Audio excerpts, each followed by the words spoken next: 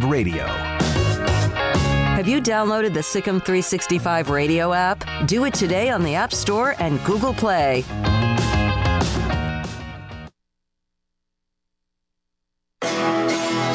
This is Paul Catalina's Top 5 at 5:55. Brought to you by SlapStix Comedy Club. Go to slapstixcomedy.com.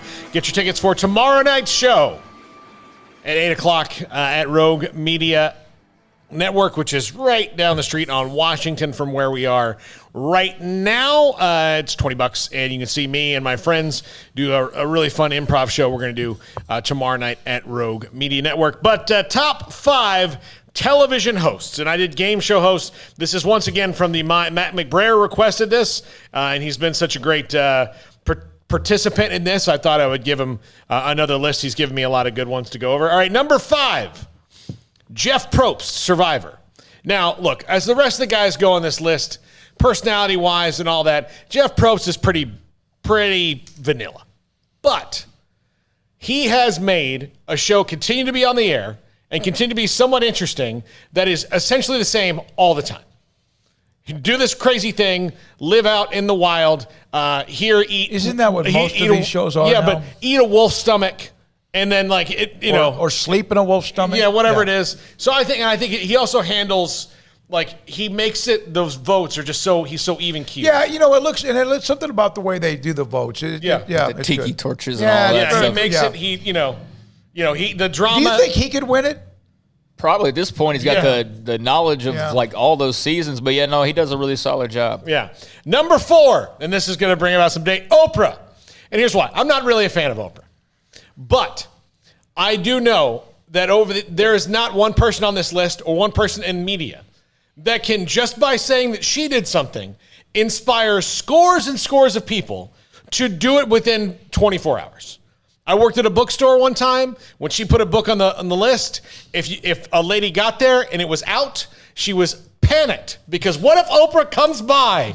I will not be able to talk about this book about child trafficking with her. I'll be lost, and she'll never be my friend. Oprah has that power.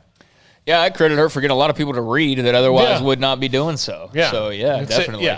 But again, I haven't watched something she's done. Even She some hasn't of been these. on a lot. Yeah, she's been kind of semi-retired. Yeah, she set herself up. The only thing that got a little bit, and I battled on and off. These different weight that she would get down to a certain weight, and it was at Oprah, right? And then she'd balloon back up again. That's part of the deal. She struggled with that. That's why she's like a diet business lady now. Yeah. I mean, she has a whole system of Oprah-centric diet plans and things, and that's why it's her battle, and that's one that a lot of people face. People would listen to her say you could get a tomato and put a turd on it and eat it. It would be good, and they'd eat it. Well, somebody would definitely try it just because she said it. Or a guy who's a Philadelphia Eagles fan. Or he would do it for fun. Yeah. Number 3, Jon Stewart.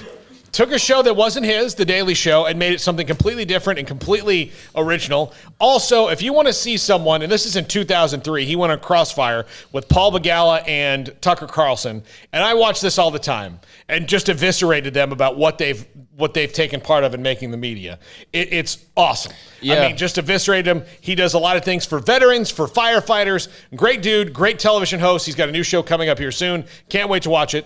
Even when I don't agree with him on something, I've I'm still never watched him before. I don't watch a lot of the late night stuff. But go ahead. People probably, I would say probably right-leaning people see him and they're like, oh, Democrat, I'm not going to listen to him or whatever, even though that's just the dumbest thing in the world. But I would not put him in a box like that. He's far too smart to put any type of label on him. Good. I like his version way better than Trevor Noah's. It's not even a knock on Noah. It's just that Jon Stewart is The Daily Show. Mm-hmm. And, his 9/11 work, I mean, he is fought tirelessly, and there's a great video from a couple of years ago, and he was in front of one of the panels that were trying to determine the payments and things that the 9/11 survivors would receive. And, basically our government's trying to screw them too. Like they try to screw pretty much everybody but themselves. And Jon Stewart got into one of those sessions, and man, he spoke from the heart, and he killed it, man. Yeah. And then unanimously passed he killed it. After he embarrassed them. Yeah. They brought it to the floor and passed it.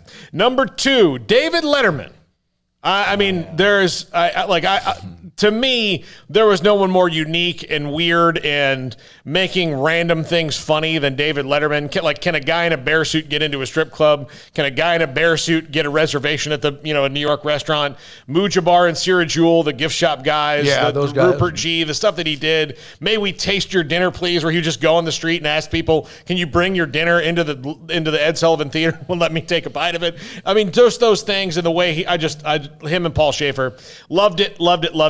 And doing a great show now on Netflix, really interesting as well, called My Next Guest. And number one, the man who was... I mentioned that. Yeah, exactly. Johnny Carson.